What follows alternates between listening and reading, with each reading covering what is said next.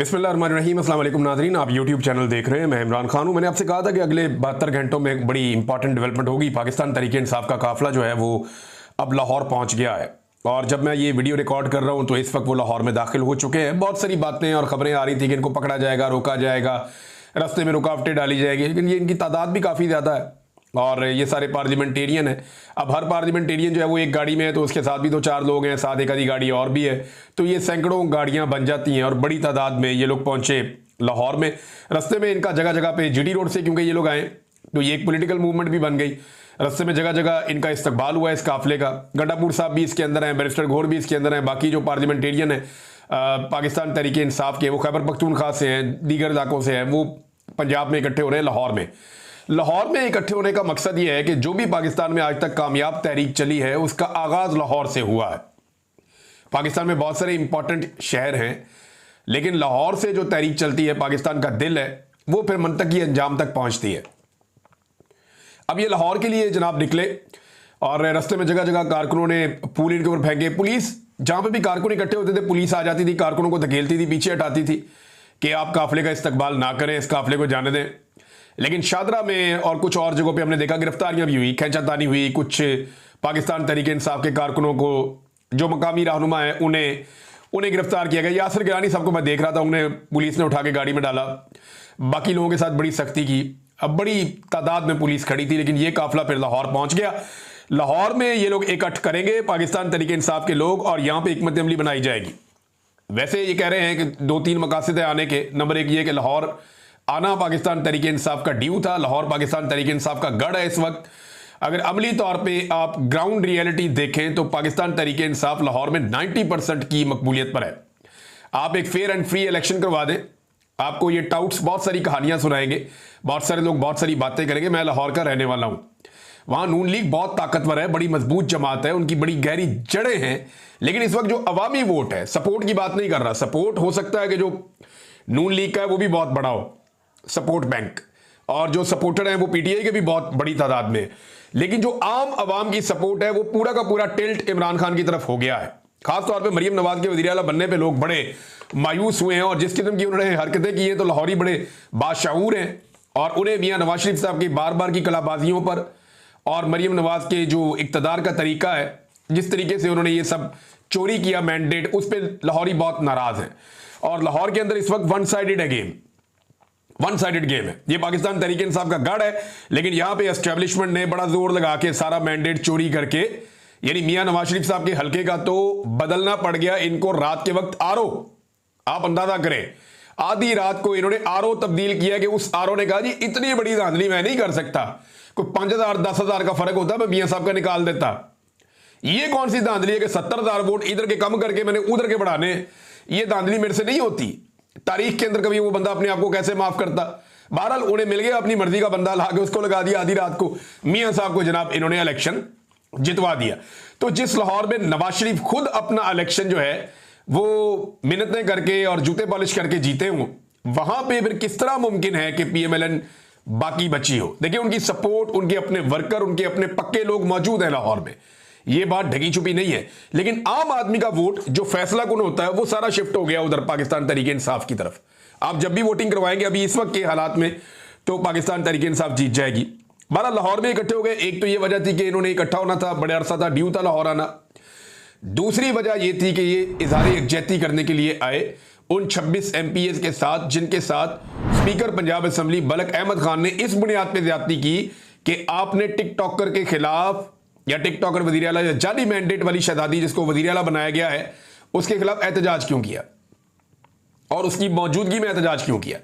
शरीफ खानदान की ना एक बड़ी अजीबोगरीब चीज है, ये अपने आप को बादशाह समझते हैं, ये समझते हैं कि ये किसी और दुनिया से आए हुए हैं, इनसे तनकीद बर्दाश्त नहीं होती। मैं जाती तौर पर इसका विक्टिम हूं। मैंने 2-4 मरतबा सख्त सवाल किया इनसे तो इन्होंने मुझे नौकरी से ही निकलवाने की कोशिश कर दी। ये मेरे पीछे पड़ जाते थे, इनके बंदे आके मेरे दफ्तर में बैठ जाते थे। एक दफा ख्वाजा साद रफीक साहब आए थे और एक दफा परवेज रशीद साहब आए थे। ये जनाब मेरे दफ्तर आके बैठ गए कि बंदा नहीं चाहिए। मियां साहब नाराज हो गए, मियां साहब बदमजा हो गए कि मियां साहब से सख्त सवाल कर लिया है। 2-4 दफा मैंने सख्त सवाल किए और मुझे मौका ही इतनी दफा मिला तो सख्त सवाल ही करना था। मैंने सख्त सवाल किए तो उस पर मियां साहब को बहुत तकलीफ हुई। ये बड़ी अपनी तौहीन समझते हैं कि कोई आदमी इनके सामने सख्त बात करे या सख्त सवाल करे। तो मरियम नवाज अब उसी बाप की औलाद है और वो ज्यादा उन्होंने बिगाड़ पैदा कर दिया है। अब वहां पे जब मरियम नवाज के सामने पाकिस्तान तहरीक इंसाफ के लोगों ने एहतजाज किया तो उनका खून खौल रहा था। उन्होंने कहा ठीक है जी, इनको सजा दे, निकालो इनको। और स्पीकर बेचारे ने वो अपना आइन देखा, ना कानून देखा, ना दस्तूर देखा, ना रवायात देखी, कोई चीज नहीं देखी, उठा के बाहर फेंक दी बंदे कि जनाब 26 बंदे मैं फारिग कर रहा हूं। और हुकूमत की जानिब से एक बंदा भी फारिग नहीं किया। हालांकि हुकूमत के लोगों ने यह दावा किया कि जैसा हमारे साथ हुआ वैसा ही हमने भी किया, लेकिन पीटीआई के लोग फारिग कर दिए, पीएमएलएन के लोग फारिग नहीं किए। तो स्पीकर का इंतहाई मुतनाज़ किरदार है और ये तारीख के अंदर लिखा जाएगा। मलिक अहमद खान साहब को यह बात याद रखनी चाहिए कि जब जनरल बाजवा की तारीख लिखी जाएगी तो जनरल बाजवा को जो सबसे बड़ा एक जनरल बाजवा के साथ ताल्लुक रखने वाला या सौदेबाजी करवाने वाला या जनरल बाजवा को सियासत के अंदर पूरा सपोर्ट करने वाला जो एक एलिमेंट आएगा उसमें एक मलिक अहमद खान का आएगा। फिर एस्टेब्लिशमेंट के साथ डील करने के मामलात में आएगा, मलिक अहमद खान का नाम आएगा। तो मलिक अहमद खान को बतौर एक सियासतदान याद नहीं रखा जाएगा, एस्टेब्लिशमेंट के एक टूल के तौर पे याद रखा जाएगा जिसने एस्टेब्लिशमेंट के एक हथियार के तौर पे या एक टूल के तौर पे सियासतदान का भेस बदलकर काम किया। इनकी सियासी हकीकत होती थी, मैं ये मानता हूं। एक दौर था मलिक अहमद खान का खानदान जो है, इन्होंने तकालीफ भी बर्दाश्त की, इन्होंने सियासी हकीकत के तौर पे ये कसूर में मौजूद थे। लेकिन जिस वक्त इन्होंने ये फैसला किया कि अब इन्होंने टाउट्स का रोल प्ले करना है या इस खानदान ने एस्टेब्लिशमेंट की बी टीम बनना है, तो तब से लेकर अब तक अब ये एस्टेब्लिशमेंट की तरफ से खेलते हैं। इनका कोई ताल्लुक अब सियासत या सियासत वाले मामलात से नहीं है। ये एस्टेब्लिशमेंट के दरवाजे पे बैठे रहते हैं और वहां से पैगाम रसानी करते हैं, इसके अलावा इनका कोई किरदार नहीं है। तो तारीख के अंदर इन्होंने अपने आप को मार लिया, अपने आप को तबाह कर दिया। हालांकि कसूर से बड़ी बड़ी सियासी शख्सियात रही हैं जिनके बड़े नाम रहे हैं, लेकिन इन्होंने जो है वो अपने लिए तारीख में अच्छा नाम नहीं ढूंढा। और तीसरी चीज जो पाकिस्तान तहरीक इंसाफ करने के लिए लाहौर गई वो ये है कि हिकमत अमली जो है उसको फाइनलाइज किया जाएगा कि एहतजाज कैसे करना है, कहां पे करना है, उसका तरीकाकार क्या होगा। कुछ चीजें पब्लिक की जाएंगी और कुछ चीजें पब्लिक नहीं की जाएंगी। तो ये है नादरीन ये सारा मामला। नादरीन एक चीज मैं आपको और बता देता हूं, मैं वो पेंडिंग है क्योंकि मुझे बहुत सारे लोग कह रहे थे इस पर आप बात करें। अब पाकिस्तान में जो अदालत ने एक फैसला दिया और हुकूमत ने 27 यूट्यूब चैनल्स को बंद करने का फैसला किया, इसमें कुछ चीजें मैं आपके सामने रखना चाहता हूं। एक तो यह है कि मुझे रिलीफ का किसी किस्म का कोई इम्कान नहीं है। हुकूमत पाकिस्तान या पाकिस्तान के अंदर मुझे रिलीफ या इंसाफ मिलेगा इसके इम्कानात बहुत कम है, लेकिन इसके बावजूद मैं तमाम दरवाजे खटखटाऊंगा, अपनी पूरी कोशिश मैं करूंगा। मेरी आवाज़ को दबाने के लिए इन्होंने बड़ी कोशिशें की हैं, अल्लाह रब्बुल इज़्ज़त ने बड़ी मदद की और मैंने कुर्बानियां देने के बावजूद अपनी आवाज़ इनको नहीं दबाने दी। तो इतनी आसानी से मैं आवाज़ तो बंद नहीं होने दूंगा। इसके ऊपर हम हिकमत अमली बना रहे हैं कि पॉसिबिलिटी है ना कि क्या क्या हो सकता है। यह भी हो सकता है कि मेरा यूट्यूब चैनल ख़त्म हो जाए, मुमकिन है, पॉसिबिलिटी है। तो तब मुझे क्या करना है उसके ऊपर भी हम काम कर रहे हैं। इन केस पाकिस्तान में बंद कर दिया जाता है तो तब क्या करना है उसके ऊपर भी हम काम कर रहे हैं। पाकिस्तान में तो वैसे ही बंद है, इन्होंने फायरवॉल लगाई हुई है और बड़ी मुश्किल से लोग उसको देख पाते हैं। और जब मुकम्मल तौर पे अगर ये बंद करवाने में कामयाब हो जाते हैं तो फिर एक नई स्ट्रेटजी बनानी पड़ेगी कि उसमें क्या करना है। तो मल्टीपल चीज़ें हैं जिन्हें हमें देखना पड़ेगा। अदालत क्या फैसला करती है, कैसे इंसाफ मिलता है, ये सारी चीज़ें मेरे सामने हैं। और जब भी कोई एक ऑर्डर होता है ना अदालत का, जब टेक्निकल बुनियाद पे उस ऑर्डर को फारग किया जाता है तो सबकी हद में वो ऑर्डर फारग हो जाता है। लेकिन यहां पे अदालत चुन चुन के बंदे बता रही है कि जी आज इन 2 का कर दिया, आज इन 5 का कर दिया। तो ये एक्चुअली मुझे पता है ये क्या हो रहा है और मैं अच्छी तरह जानता हूं। सिद्दीक जान ने मुझे पैगाम भेजा, उन्होंने कहा जी मैं अपनी जो अपील है वो वापस ले रहा हूं। मैंने कहा जी क्यों? कहते जी मैं इसलिए वापस ले रहा हूं कि ये नामुनासिब लगता है कि मैं अपना चैनल बचाऊं पाकिस्तान में रहते हुए, और जो आप लोग पाकिस्तान से बाहर हैं, साबिर शाकिर भाई हैं, दीगर लोग हैं, मैं हूं, आप लोगों के चैनल तबाह हो जाए, जो होगा सबके साथ ही होगा। तो मेरी सिद्दीक जान साहब से गुजारिश है कि आप ज़रूर अदालत से वहां जहां पे रिलीफ थोड़ा बहुत भी मिलता है आप रुजू करें, क्योंकि कोई तो आवाज़ें जो हैं वो बाकी रहनी चाहिए और आप बात करते रहे। और मैं इतने आराम से इनको करने नहीं दूंगा, पहले भी बड़ी कुर्बानी दी है, इस लड़ाई को लड़ेंगे और इतनी आसानी से अपनी आवाज़ बंद नहीं होने देंगे। अब नाज़रीन, लापता अफराद के हवाले से बात की थी कल चीफ जस्टिस ऑफ पाकिस्तान ने, और उनके साथ सारी की सारी कमेटी बैठी थी। तमाम हाई कोर्ट्स के चीफ जस्टिस साथ बैठे हुए थे, सुप्रीम कोर्ट ऑफ पाकिस्तान के चीफ जस्टिस भी बैठे हुए थे। वहां पे उन्होंने कहा कि हम बर्दाश्त नहीं करेंगे जबरी गुमशुदगियों को या लापता अफराद के मामले को, और इसके ऊपर जनाब ये करेंगे वो करेंगे, प्रेशर नहीं लेंगे।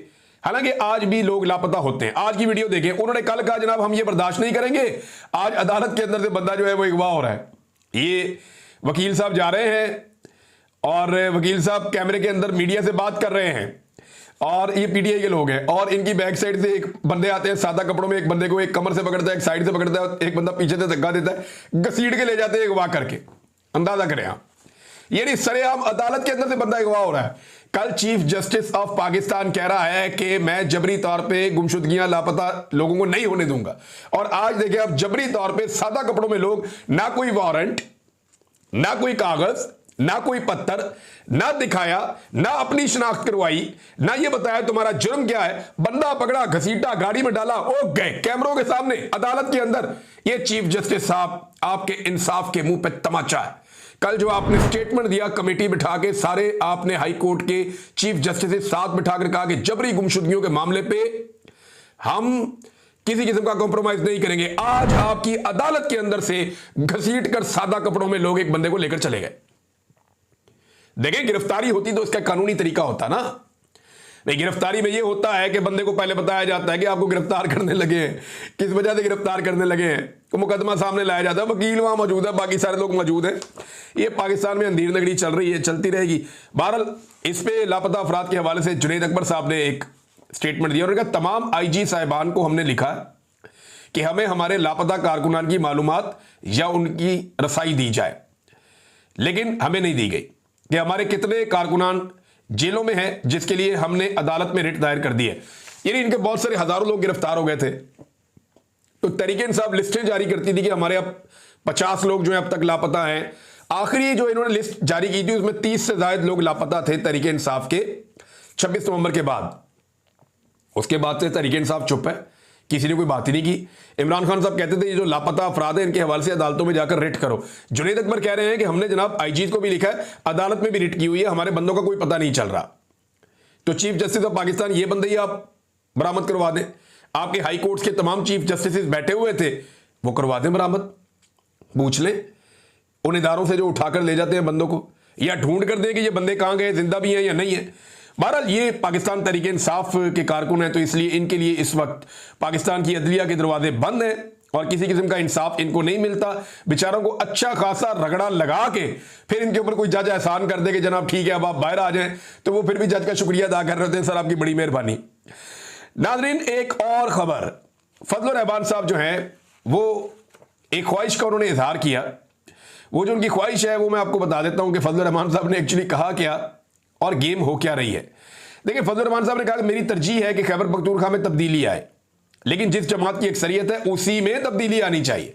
इन्हीं वगैरह पाकिस्तान तहरीक इंसाफ के अंदर दोबारा से जैसे पहले बनाए थे ना राजा रियाज और बाकी ये बहुत सारे लोग इकट्ठे करके, फैसलाबाद से कोई थे, कोई जंग से थे, कोई इधर उधर से थे, ये सारे बंदे इकट्ठे करके पहले लोटे 20 बना के तो इमरान खान की हुकूमत गिरा दी थी और एक नई हुकूमत बना ली थी। अब वैसे ही वो चाहते हैं कि पाकिस्तान तहरीक इंसाफ खैबर पख्तूनख्वा जो है उसके अंदर एक रखना डाला जाए, उसको तोड़ा जाए और उसका फायदा उठाया जाए, अंदर ही एक तब्दीली लेकर आए। फजलुर रहमान साहब ये चाहते हैं।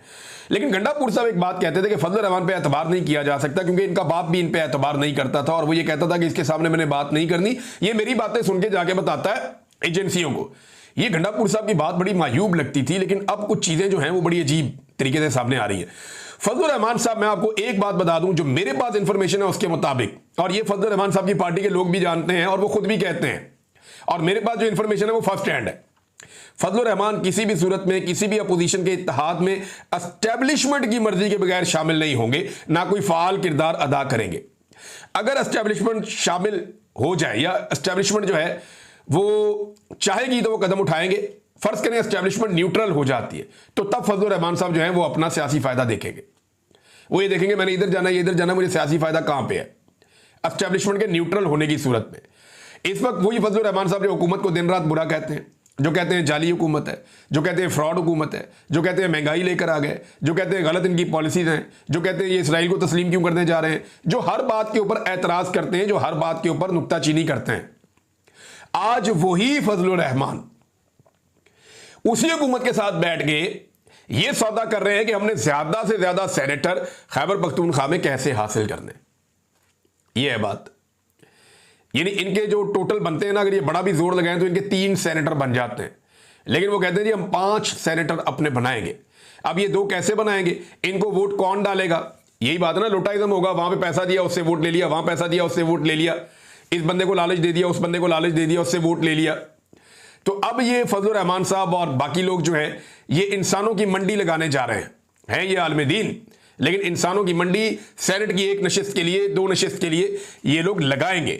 और फजलुर रहमान साहब हमेशा से स्टेटस को का हिस्सा है, स्टेटस को की पॉलिटिकल पार्टीज के वो हामी हैं, हर मरतबा वो बेनिफिशियरी बन जाते हैं। इस मरतबा वो अपोजिशन साइड पे बैठ के एंजॉय कर रहे हैं, कर वो एंजॉय रहे हैं। और एस्टेब्लिशमेंट के पास फजलुर रहमान साहब की ऐसी कमजोरियां हैं कि फजलुर रहमान साहब अपनी पूरी जिंदगी में एस्टेब्लिशमेंट की मर्जी के बगैर कोई एंटी एस्टेब्लिशमेंट बड़ी तहरीक नहीं चला सकते, मुमकिन नहीं है। इन्होंने LFO में मुशर्रफ को वोट दिया था। ये हमेशा वो काम करेंगे जिससे फायदा होगा एस्टेब्लिशमेट को। तो फजलुर रहमान साहब के बारे में गंडापुर साहब की राय ठीक थी, वो गलत राय नहीं थी, बात उनकी ठीक थी। शहबाज शरीफ साहब ने एक दावा किया, नाजरीन हैरान कुन दावा कर दिया, मैं आपके सामने रखता हूं। एक तो शहबाज शरीफ ने कहा जी कि अल्लाह मुझसे पूछेगा दुनिया में क्या काम किया, तो मैं कहूंगा कि मेरिट पर काम किया। एक तो इमरान खान की नकल करते करते इन्होंने मर जाना सारों ने, आधी जिंदगी इनकी इमरान खान बनने के चक्कर में गुजर गई, उसकी मुखालफत में, बाकी जो है उसकी नकल करने में इनकी गुजर जानी है। अंदाजा करें आप। ये इमरान खान कहता था कि मुझसे मेरा अल्लाह पूछेगा तो मैं उसे क्या जवाब दूंगा। आज ये उसकी नकल उतार रहे हैं। अल्लाह मुझसे, पहले ये भुट्टो की नकल उतारते थे, अब ये इमरान खान की नकल उतारते हैं।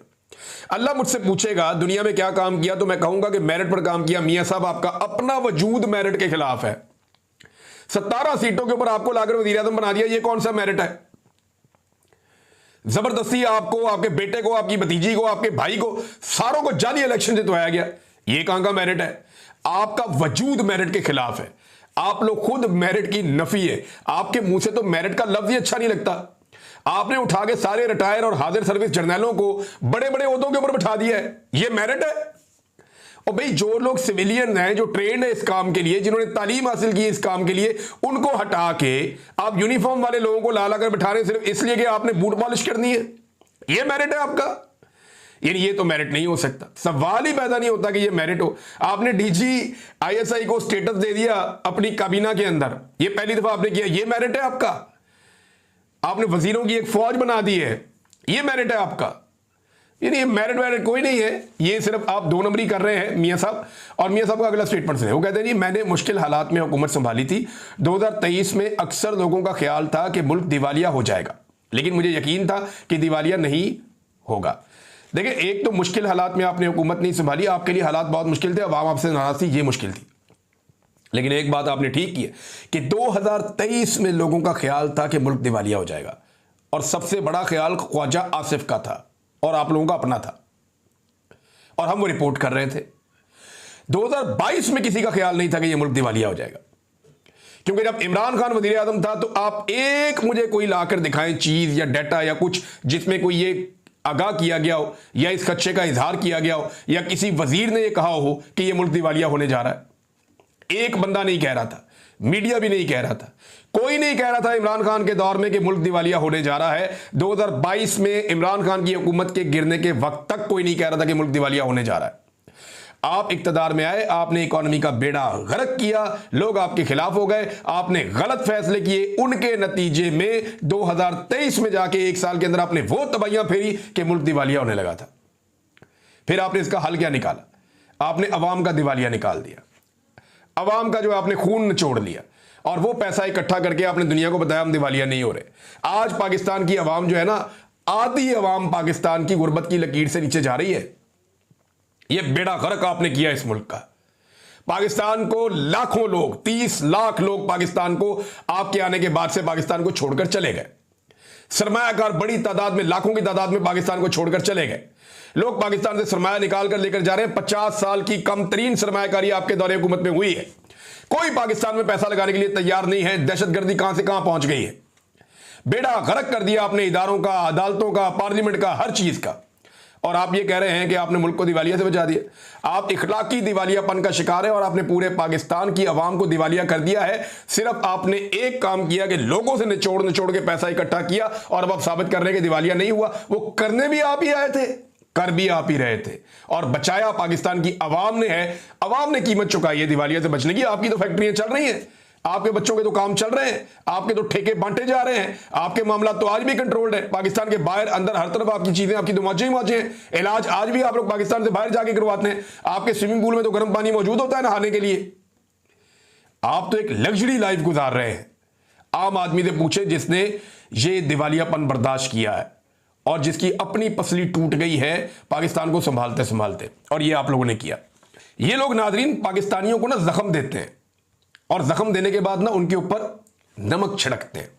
ये मरियम नवाज का एक स्टेटमेंट आया हुआ है, ये स्टेटमेंट आप देखें। उम्मीद है कि पंजाब का हर किसान खुश और खुशहाल होगा। यार ये स्टेटमेंट है देने वाला। पहले किसान की कमर तोड़ दी, गन्ने के किसान का बेड़ा गर्क किया, गंदम के किसान का बेड़ा गर्क किया इन्होंने। किसानों की कोई यानी कपास, इन्होंने तारीखी सतह पे कपास नीचे चली गई है। पूरी की पूरी किसान की मईशत तबाह कर दी है। किसान एहतजाज करने के भी बेचारे काबिल नहीं रहे कि वो डीजल डाल के गाड़ियों में एहतजाज करने के लिए लाहौर आ जाए। कई लोगों ने अपनी फसलों के ऊपर हल चलाए हैं, ऐसा भी हुआ है।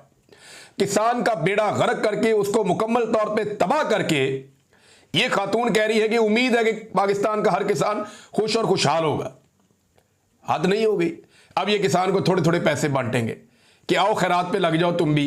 तुम्हें कोई हक नहीं है कि तुम अपनी मेहनत करके कमाओ और मेहनत से पैसा बनाओ और तुम्हारी सब्जी, तुम्हारा अनाज मार्केट में जाके बिके और तुम उसके जरिए से खुशहाल हो जाओ। ये तुम्हें कोई हक नहीं है।